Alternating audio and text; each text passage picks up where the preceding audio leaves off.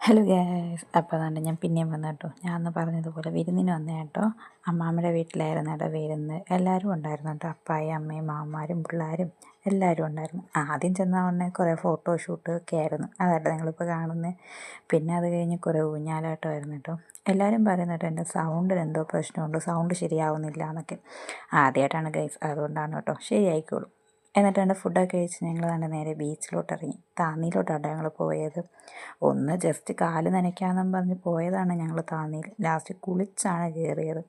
എന്തായാലും ഞങ്ങളും കുളിച്ച് ബാക്കിയുള്ളവരെയും കുളിപ്പിക്കാമെന്നും പറഞ്ഞ് താണ്ടെ എല്ലാവരെയും ഞങ്ങൾ ഇറക്കിയിട്ടുണ്ട് ഗൈസ്. വലിച്ചിടുന്നത് എൻ്റെ അനിയത്തിയെയാണ് കേട്ടോ.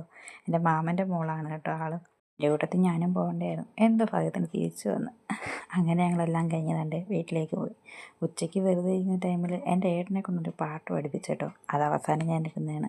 അപ്പോൾ ഗൈസ്, ഇന്നത്തെ വിശേഷങ്ങൾ ഇത്രയേ ഉള്ളൂ. Bye bye.